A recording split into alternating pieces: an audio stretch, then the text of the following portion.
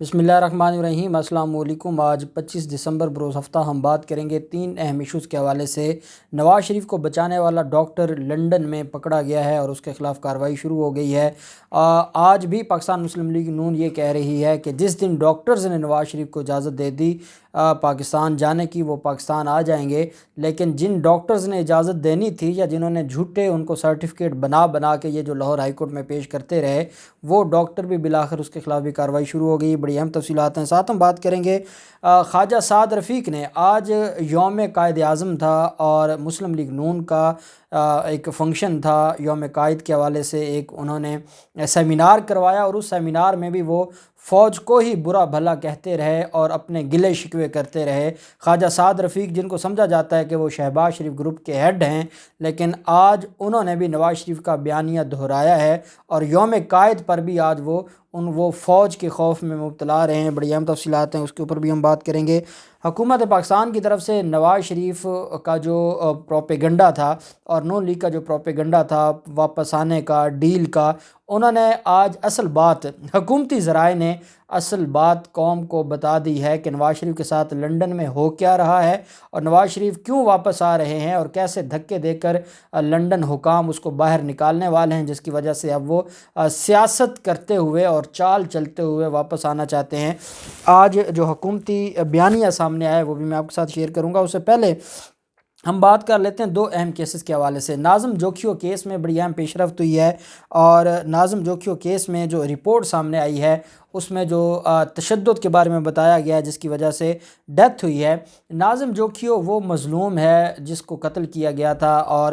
جس میں Pakistan Peoples party کے ایک ایم پی اے انوالو ہیں، ایک ایم این اے انوالو تھے اور ان کے خلاف جو کارروائی ہے وہ چلتی رہی۔ آج جو پوسٹ مارٹم رپورٹ سامنے آئی ہے اور یہ نئی پوسٹ مارٹم رپورٹ ہے جس میں کہا گیا ہے کہ نازک اعضاء جو تھے ان پر بدترین تشدد کیا گیا تھا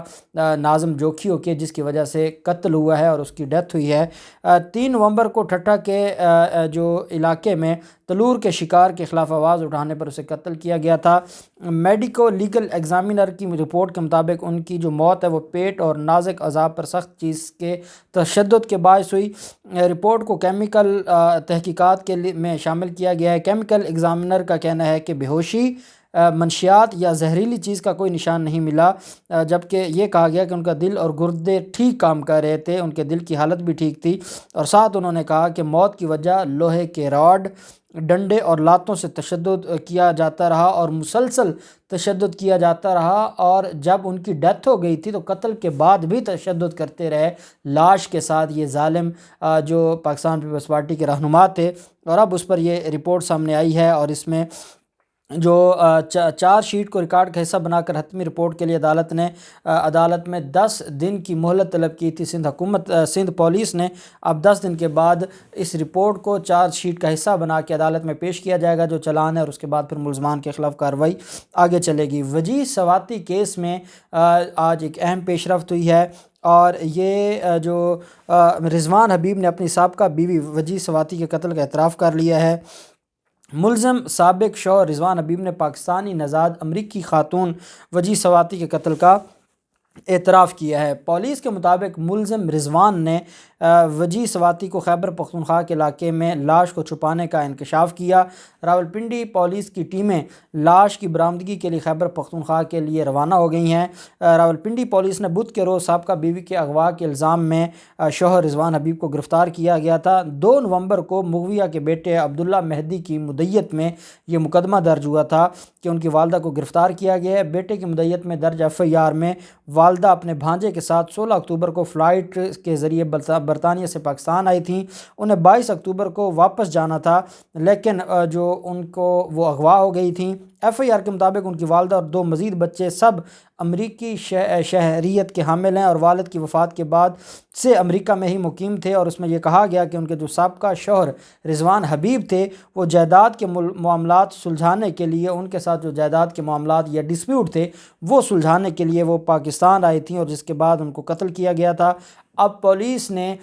جو ملزم ہے رضوان، جو سابقہ شوہر ہے اس امریکی خاتون کا، اس نے اعتراف جرم کر لیا ہے، کنفیشن کر لیا ہے کہ ہاں میں نے ہی قتل کیا ہے، اور لاش جہاں پر چھپائی ہے وہ جگہ بھی بتا دی ہے، اور پولیس کی ٹیمیں اب خیبر پختونخوا پولیس راولپنڈی خیبر پختونخوا پہنچ گئی ہے اور وہاں سے لاش کو برآمد کیا جائے گا۔ تو یہ ایک ایسا کیس تھا جس کے اوپر جو انٹرنیشنل میڈیا بھی بات کر رہا تھا، اور پاکستان پر کافی زیادہ الزامات بھی لگائے جا رہے تھے، پاکستان پولیس پر بھی، اور پاکستانی جو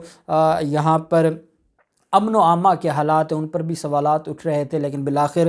یہ بڑی اہم کارروائی ہے پولیس کی، اور جو اصل یہ معاملہ ہے اس کو سلجھا لیا ہے۔ دوسری طرف آج خواجہ سعد رفیق نے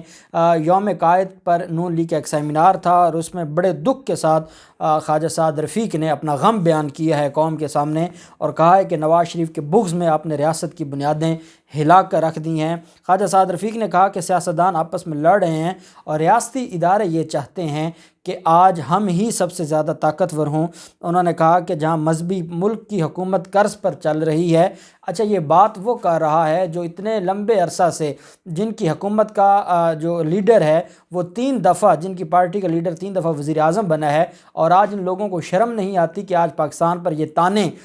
پاکستان کو یہ تانے مارتے ہیں، اور وہ بھی یوم قائد پر، اور کہتے ہیں کہ یہ کیسا ملک ہے جو قرضوں پر چل رہا ہے، جیسے انہوں نے معیشت پاکستان کی بہت بہتر کر دی تھی اور آج پاکستان کی معیشت قرضوں پر چل رہی ہے۔ کہتے ہیں جہاں مذہبی منافرت بڑھ رہی ہو وہاں سیالکوٹ جیسے واقعات ہی پیش آتے ہیں۔ انہوں نے کہا کہ سانحہ سیالکوٹ نے ساری قوم کا سر جھکا دیا ہے، قائد اعظم کے پاکستان میں جتھوں کی سرپرستی ہے۔ مجھ جیسے لوگ یہ سوچتے ہیں کہ کیا کرنا ہے الیکشن لڑ کر، انتخابات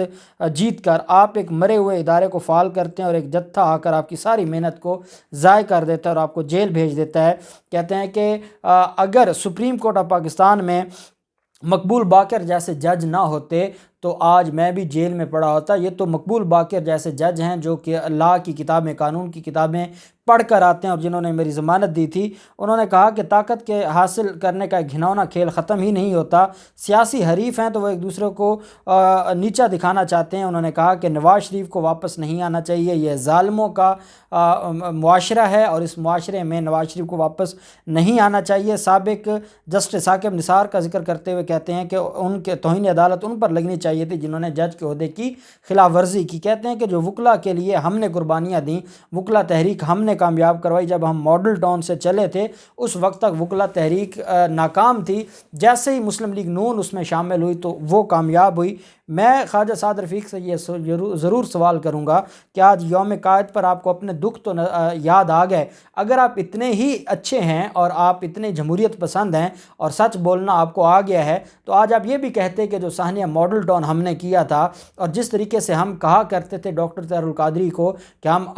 ہم جو لوہے کے چنے ہیں چبائے نہیں جائیں گے، تو کیا آج آپ جب اتنی باتیں کہہ رہے تھے کہ سیاسی حریف ہیں، ایک دوسرے کے خلاف کارروائیاں کرتے ہیں، بدلہ لیتے ہیں، تو کاش آپ یہ بھی مان لیتے کہ ہم نے جو اس دن دہاڑے 14 لوگوں کو قتل کیا تھا اور 100 کے قریب لوگوں کو ڈائریکٹ گولیاں ماری تھیں، آج آپ پھر قوم سمجھتی کہ آپ واقعی بڑے ایماندار ہو گئے ہیں اور آپ نے توبہ کر لی ہے اور آپ نے اپنے جو کرائم ہیں ان سے معافی مانگ لی ہے، لیکن ایسا نہیں ہے۔ آپ کو صرف اقتدار چاہیے، چاہے وہ دھمکی سے ملے، چاہے وہ معافی سے ملے، پاؤں پڑھ کے ملے، آپ صرف اقتدار چاہتے ہیں۔ دوسری طرف جو حکومت کی طرف سے موقف سامنے آیا ہے، اور حکومت کی طرف سے جو حکومتی ترجمان ہیں ان کا کہنا ہے کہ جھوٹا اور مکار شخص کبھی اہل نہیں ہو سکتا۔ انہوں نے کہا کہ کون کہتا ہے کہ نواز شریف اہل ہو جائیں گے، یہ ایک پروپیگنڈا ہے اور حکومت اس کو مسترد کرتی ہے۔ جھوٹا اور مکار شخص ہے، وہ کبھی اس قابل ہی نہیں ہے کہ وہ آئے، وہ علاج کے بہانے ملک سے فرار ہوا تھا، اب اس کا ویزا ایکسپائر ہو گیا ہے تو وہ پاکستان آنا ہی پڑے گا، اور 99% جو چانسز ہیں وہ ان کی اپیل خارج ہو جائے گی، اور اپیل خارج ہو جائے گی تو ان کے پاس اور کوئی چارہ نہیں ہے سوائے اس کے کہ وہ پاکستان ہیں۔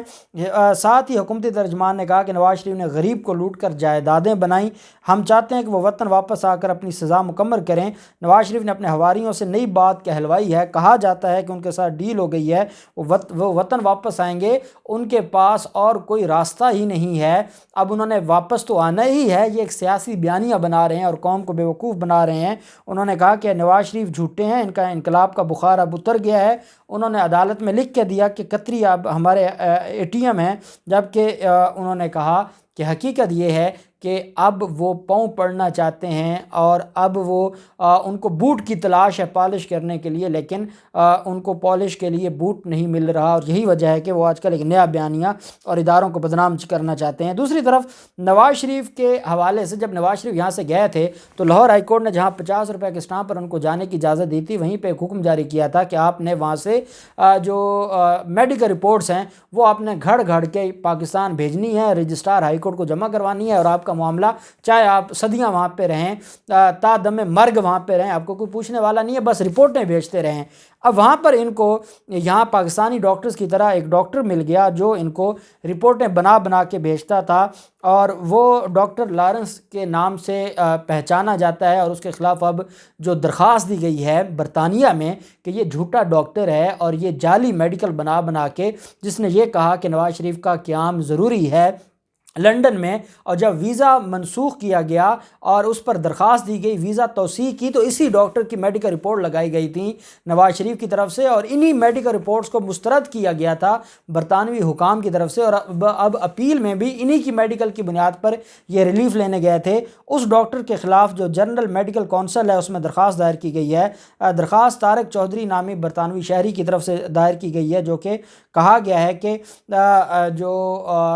یہ ڈاکٹر ہے اس نے جھوٹ کی بنیاد پر اور جھوٹ پر مبنی میڈیکل بنائے، اور انہوں نے کہا کہ ان سے وضاحت لی جائے کہ انہوں نے نواز شریف کے لنڈن میں مزید قیام کی سفارش کی تھی کس گراؤنڈ پر، کون سی ایسی بیماری ہے، کون سا ان کو معاملہ ہے جس کی وجہ سے نواز شریف کو یہاں رکھا گیا، اور کتنے پیسے اس ڈاکٹر نے لیے یہ جعلی اور جھوٹی میڈیکل رپورٹس بنوانے میں۔ اب برطانیہ میں اس ڈاکٹر کے خلاف تو کارروائی شروع ہو گئی ہے، لیکن آج تک حکومت کے ہوتے ہوئے نہ ان ڈاکٹرز کے خلاف کارروائی ہوئی ہے جو یاسمین راشد کے ساتھ مل کر یہاں پہ رپورٹیں بنا کے جنہوں نے ہائی کورٹ میں یہ رپورٹیں دی کہ یہ مرنے والا ہے اور اس کو نہ بھیجا تو یہ مر جائے گا، نہ وہ ڈاکٹرز ان کے خلاف کوئی کارروائی ہوئی، اور ہماری ہائی کورٹ وہی جو رپورٹس ہیں اس ڈاکٹر کی انہی کو تسلیم کر کے آج تک وہ رجسٹرار ہائی کورٹ کے پاس ایک